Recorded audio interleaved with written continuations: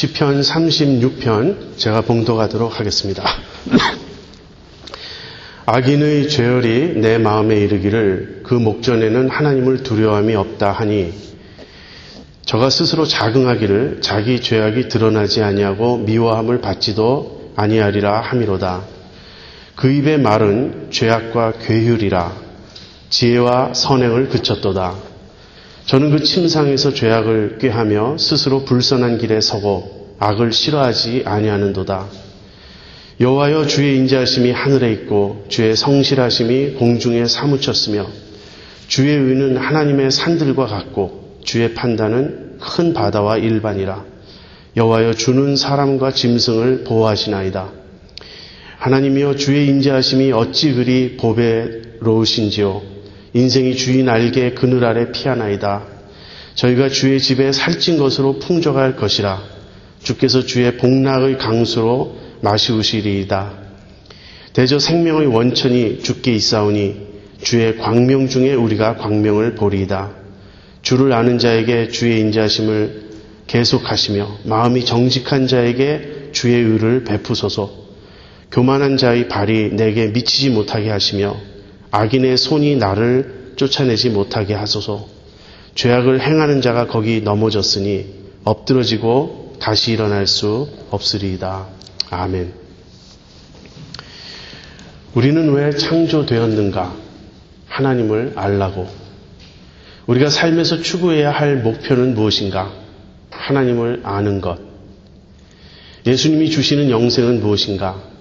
하나님을 아는 지식. 우리 삶의 최상의 것, 가장 큰 기쁨과 만족을 주는 것은 무엇인가? 하나님을 아는 지식.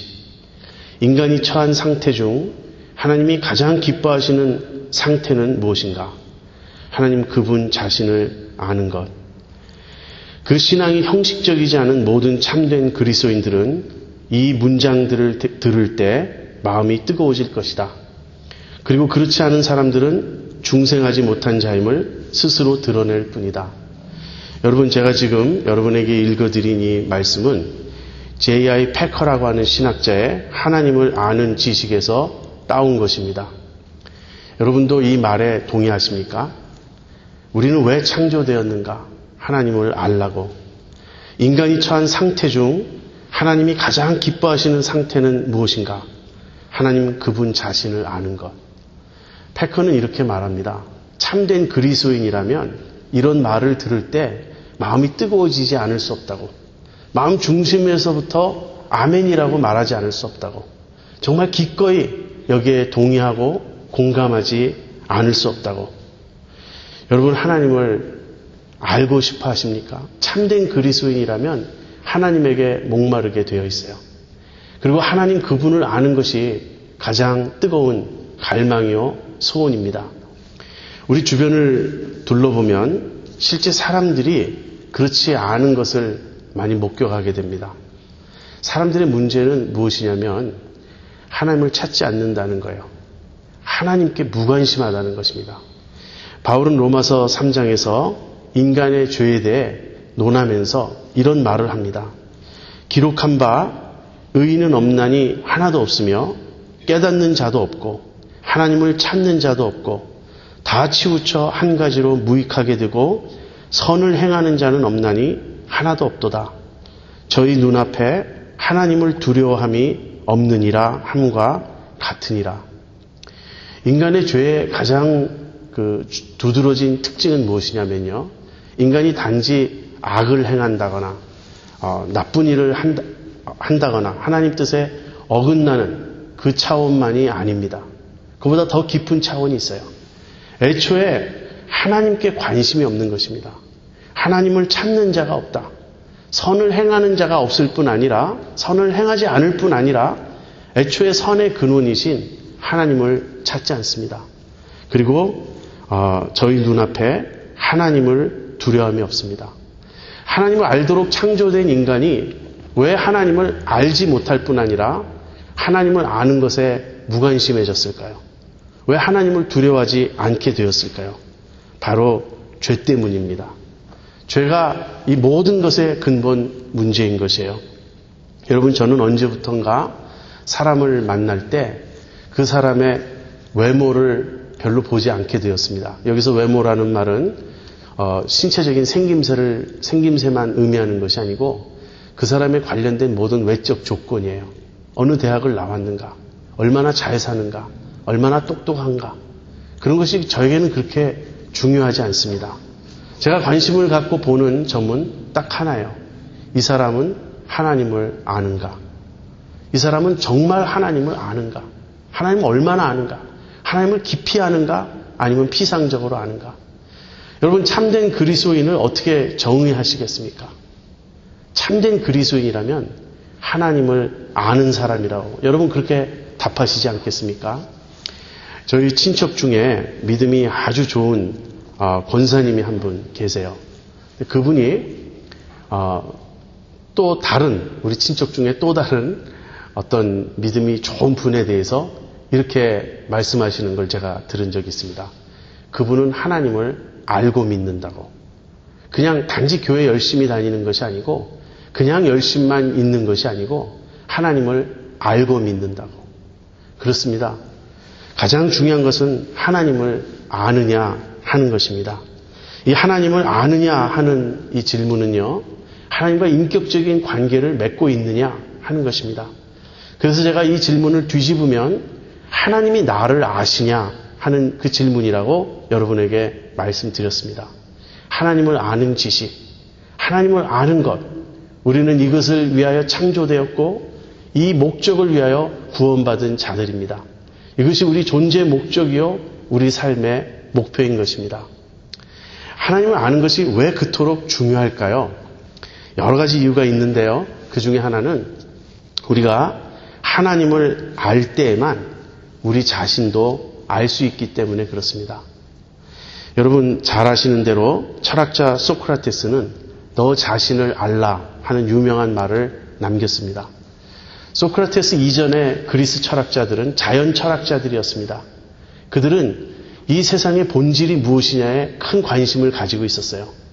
우리가 철학 역사책, 철학사 책을 펼치면, 서양 철학사 책을 펼치면 제일 처음 나오는 이야기가 그 이야기죠.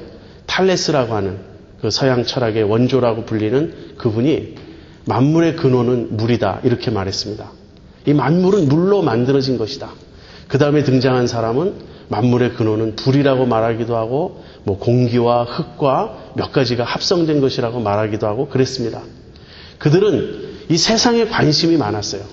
그런데 그러한 이 세상에 대한 관심을 인간에게로 돌린 최초의 철학자가 소크라테스예요.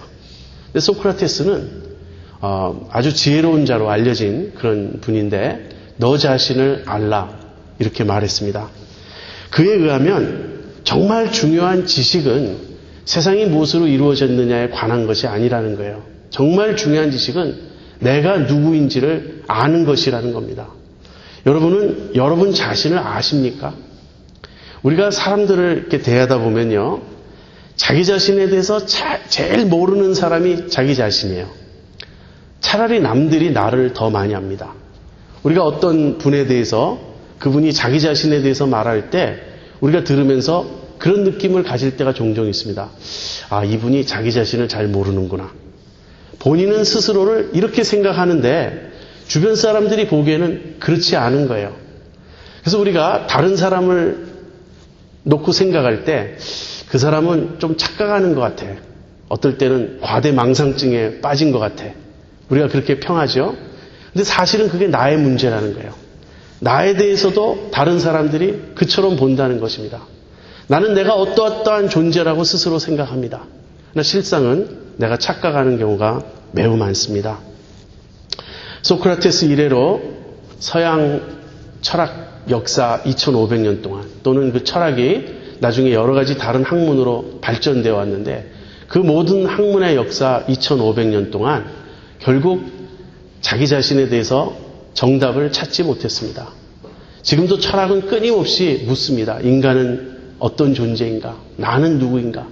그러나 그 대답은 여전히 오리무중일 뿐입니다. 우리는 어떻게 우리 자신에 대해서 알 수 있죠? 내가 누군지를 내가 어떻게 알 수 있죠? 종교개혁자 칼빈은 이렇게 말했습니다. 하나님을 아는 것과 자신을 아는 것은 서로 연결되어 있다고.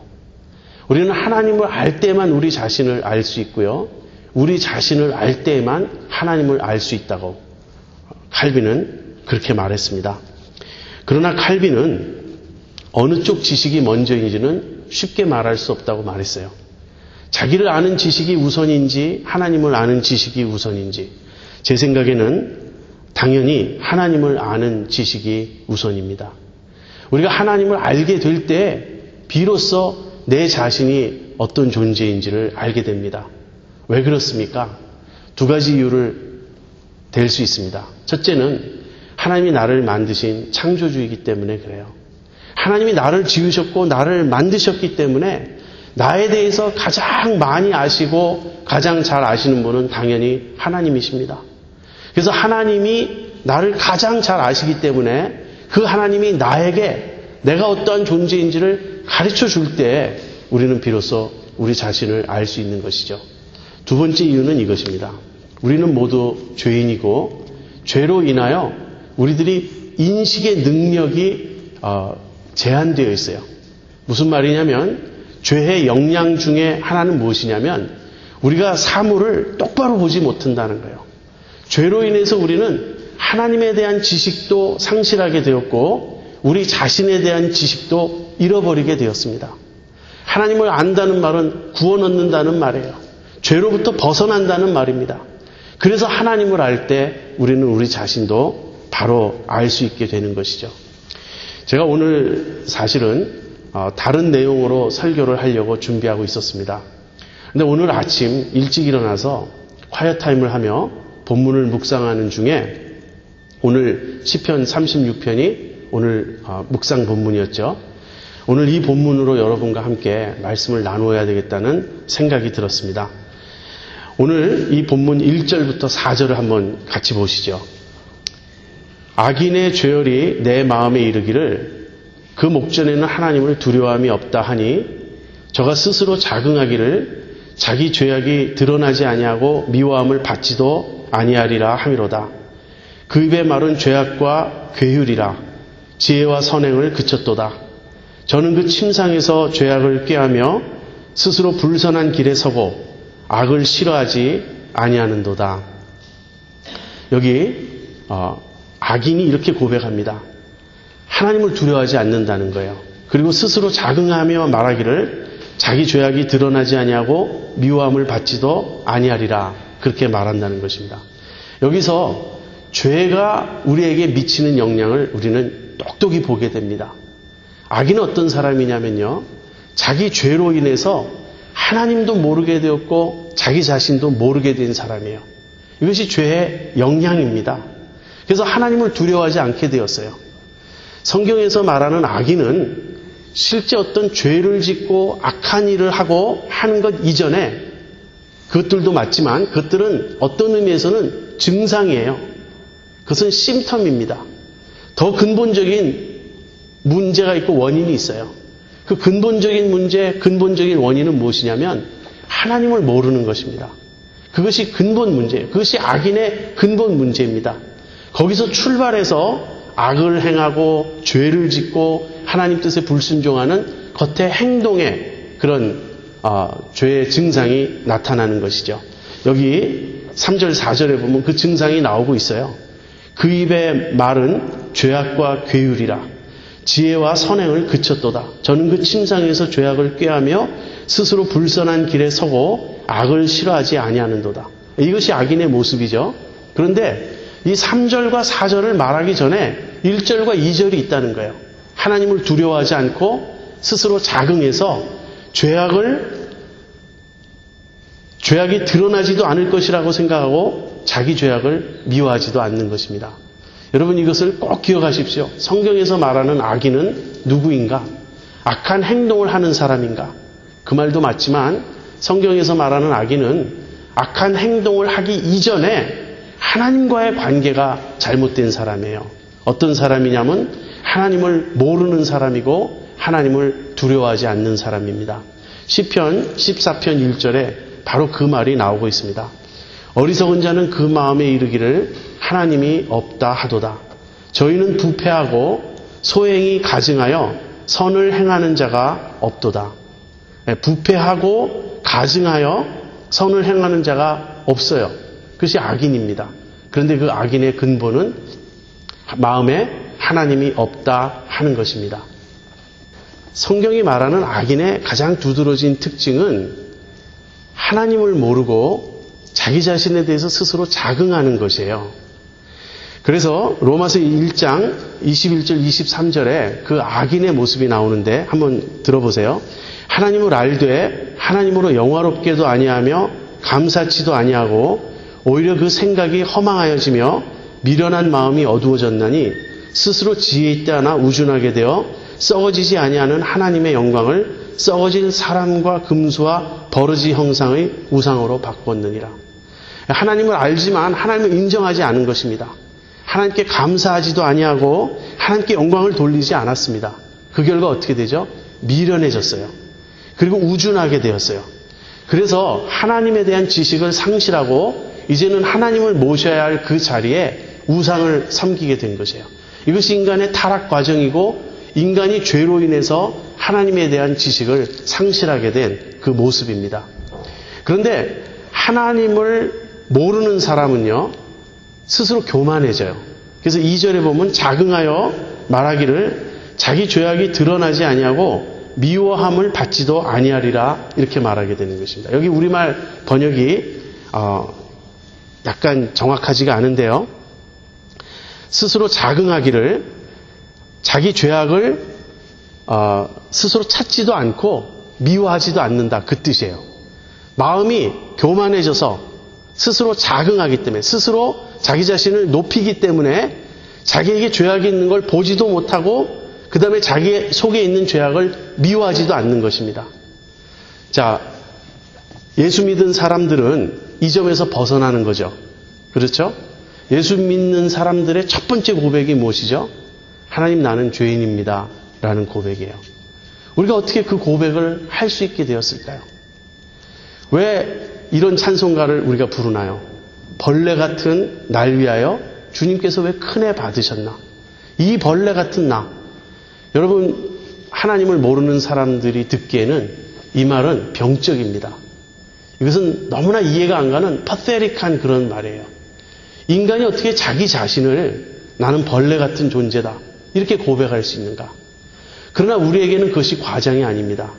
우리에게는 그것이 짐짓 겸손이 아닙니다. 하나님을 알고 보니 내가 정말 벌레 같은 존재라는 걸 깨닫게 되는 거예요.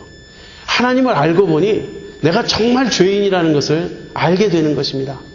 그 하나님의 선하심, 그 하나님의 거룩하심, 그 하나님의 의로우심을 알고 보니 내 생각, 내 말, 내 마음의 동기, 내 마음속 감정의 흐름, 나의 행동 그 어느 것 하나 하나님 앞에서 올바르고 의롭고 선한 것이 없었다는 것을 깨닫게 되는 것입니다. 그러나 악인은 하나님을 두려워하지 않고 하나님을 모르기 때문에 스스로 자긍하는 것이에요.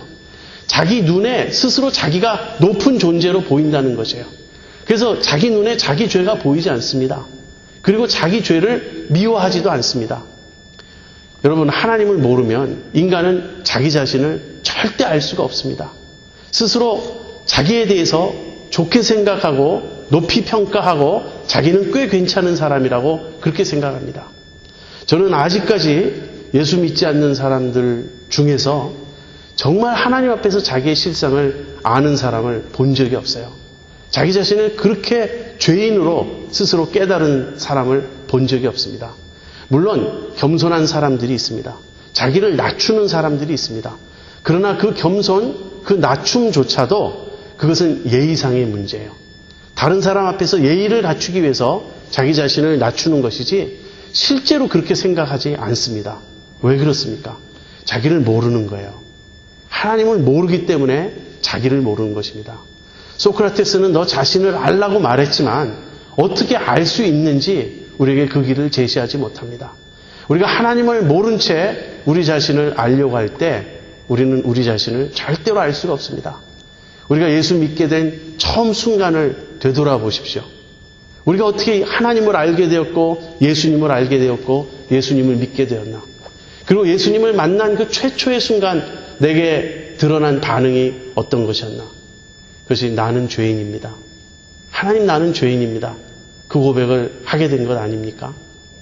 여러분, 이 지식은 아무나 가질 수 없습니다. 자기 자신을 아는 지식이 가장 중요한 지식임에도 불구하고 이 지식은 아무나 가질 수 없습니다. 왜 그렇습니까? 스스로 깨달아 알 수 없기 때문에 그래요. 공부를 많이 한다고 알 수 있는 것이 아니기 때문에 그렇습니다. 내 마음에 눈이 떠져야 됩니다.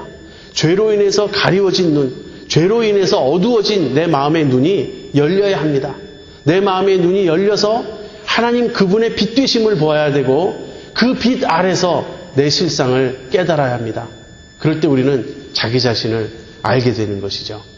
그래서 지금 우리가 묵상하는 시편 36편의 1절부터 4절은 그렇게 하나님도 모르고 자기 자신도 몰라서 교만해져 있는 악인의 모습을 보여주는 것이고요.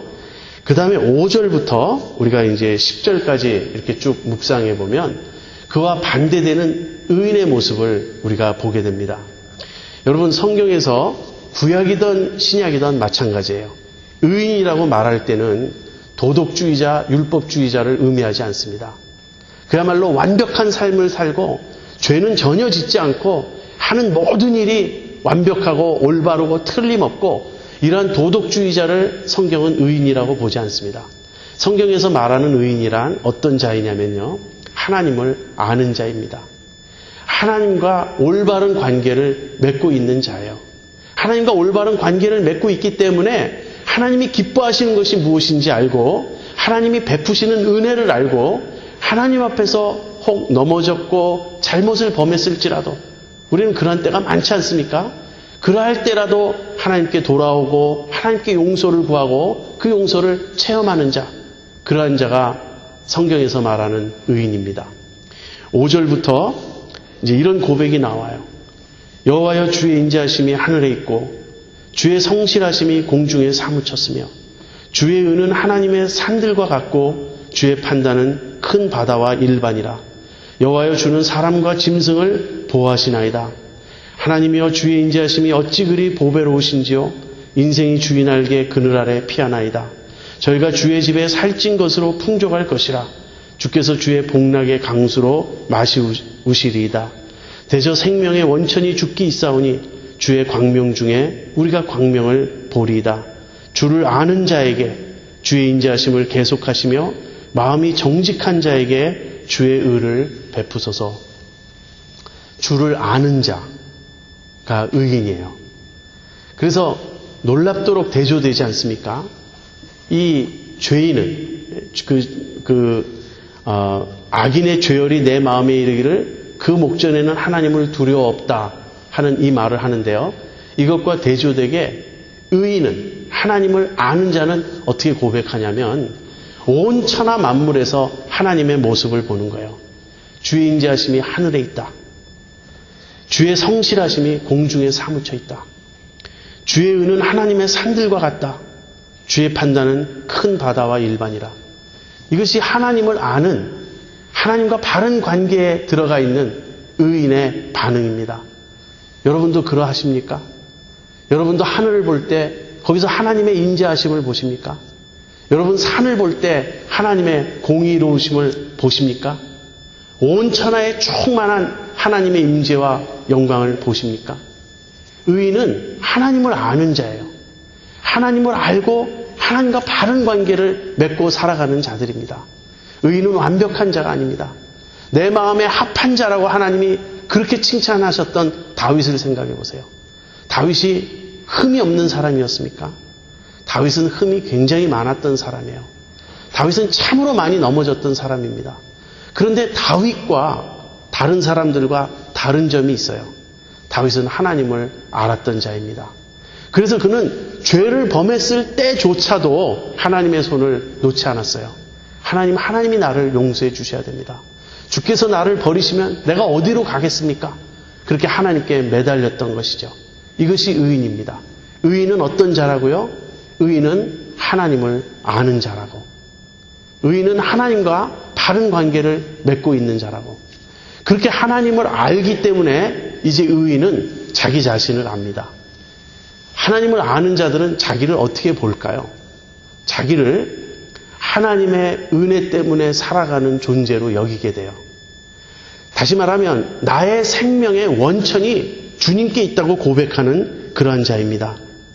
9절에 대저 생명의 원천이 주께 있사오니 내가 지금 사는 것은 하나님 때문에 가능한 것이다.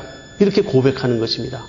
그래서 하나님을 아는 자는 자기가 하나님을 의지해서만 살 수 있고 하나님께서 돌보셔야만 살 수 있는 하나님에게 의존하며 사는 존재라는 것을 인정하게 돼요. 이것이 겸손입니다. 믿음은 겸손의 표현이에요. 여러분, 하나님 없이도 난 잘 살 수 있어. 하나님은 난 하나님이 필요 없어. 나는 죄가 없어. 나는 모든 것이 다 잘 되고 있어.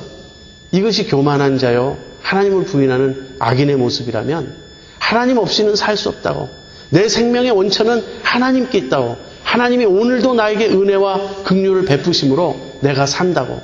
그렇게 고백하는 것이 의인의 모습이죠. 여러분은 어느 쪽에 속하십니까? 여러분, 외적으로 내가 행동을 바르게 했는가? 내가 죄를 지었는가 짓지 않았는가? 내가 악한 일을 했는가 하지 않았는가? 여기에 초점을 맞추며 사는 것은 복음의 차원이 아닙니다. 그것은 율법의 차원이요 도덕의 차원입니다. 복음의 차원으로 들어오면 나는 하나님을 아는가? 나는 그분의 은혜를 체험하며 사는가? 나는 그분만을 의지하며 사는가? 혹시라도 내가 범죄하고 넘어졌을 때조차라도 나는 하나님 그분의 손을 붙잡고자 하는가? 이것이 복음의 차원입니다. 여러분은 아십니까? 하나님을? 또는 바꿔서 하나님이 여러분을 알아주고 계십니까? 그것이 의예요. 성경이 말하는 의롭게 여김을 받는다라는 말은요, 하나님이 나를 인정해 주시고 하나님이 나를 받아주시는 것을 의미합니다. 이것이 하나님을 아는 지식입니다. 그렇다면 우리가 어떻게 그 하나님을 알 수 있을까요? 우리가 어떻게 하나님과의 바른 관계 안에 들어올 수 있고 하나님을 알므로써 하나님과 바른 관계를 맺으며 살아갈 수 있을까요? 어떻게 우리가 의인이 될 수 있을까요? 간단히 말해서 여기 9절에 아주 놀라운 말씀이 나옵니다. 한번 다시 같이 보죠. 대저 생명의 원천이 주께 있사오니 주의 광명 중에 우리가 광명을 보리이다. 주의 광명 중에 우리가 광명을 보리이다. 두 번째, 우리가 광명을 보리이다. 우리가 빛을 보리이다 라는 말이요, 하나님을 알게 된다는 말이에요. 하나님의 구원을 보게 된다는 말이에요. 진리를 알게 된다는 말이에요. 그런데 내가 하나님을 알게 되고 하나님의 구원을 보게 되고 하나님의 진리를 알게 되는 길은 어디에 있다고요? 주의 광명 중에. 주님의 빛 안에서 우리가 빛을 보리이다. 그렇게 말하는 거예요. 그래서 앞부분에 나오는 빛은 무엇입니까? 다시 말하면 하나님께서 우리에게 깨닫게 해주시는 대로, 하나님께서 우리에게 빛을 비춰주시는 대로, 주님이 우리에게 계시해 주시는 대로, 주님이 우리에게 말씀해 주시는 대로, 그 주님이 우리에게 비춰주시는 그 빛을 통해서만 우리가 빛을 보게 된다는 거예요. 하나님은 우리가 어떻게 알 수 있죠? 상식적으로 생각해봐도 간단하지 않습니까? 하나님이 그분을 우리에게 보여주실 때에만 우리가 하나님을 알 수 있는 거예요. 하나님이 당신을 우리에게 보여주시지 않는데 우리가 하나님을 어떻게 알 수 있겠습니까? 스스로 자기의 지식으로 하나님을 찾으려고 했던 모든 시도는 실패로 끝납니다. 그러한 결과는 무신론이든지 아니면 다른 그릇된 어떤 신앙이든지 둘 중에 하나입니다. 그래서 세상에는 자기의 스스로의 지식으로 하나님을 알려고 했다가 그 결론이 하나님 없다라고 말하는 사람이 그토록 많은 것입니다. 하나님을 알려면 주의 광명 중에 우리가 광명을 보리이다. 그 진리를 알아야 되겠습니다. 하나님이 우리에게 어떻게 빛을 비춰주시죠? 고린도후서 4장 6절에 이런 말씀이 나옵니다. 어두운 데서 빛이 비추리라 하시던 그 하나님께서 예수 그리스도의 얼굴에 있는 하나님의 영광을 아는 빛을 우리 마음에 비치셨느니라. 구약에는 하나님께서 선지자들을 통하여 또 하나님의 특별한 종들을 통하여 하나님의 말씀을 들려주셨습니다. 그렇게 하나님께서 계시해 주셨어요. 그래서 모세의 기록을 통해서 선지자들의 말을 통해서 또 시편의 여러 그 영감을 받은 성경 저자들의 고백을 통해서 사람들은 하나님의 빛을 볼 수 있었습니다. 그러나 이제 우리가 하나님의 빛을 완전히 볼 수 있는, 완벽히 볼 수 있는 그 근거가 우리에게 주어졌어요. 그것은 우리 주님 예수 그리스도입니다. 예수님의 얼굴에 드러난 하나님의 영광을 아는 빛, 그것이 하나님이 지금 우리에게 비춰주고 계신 빛이에요. 다시 말하면 예수님을 통해서 하나님을 알 수 있다는 것입니다. 여러분, 우리가 성경을 읽을 때 성경에서 예수님에 대해서 우리가 배우지 않습니까? 성경에 기록된 예수님에 대한 그런 증거들은 예수님을 만난 사람들, 예수님을 체험한 사람들의 고백이요, 간증이요, 증거입니다. 어떤 사람들이 예수님을 보았습니다. 어떤 사람들이 예수님을 만났습니다.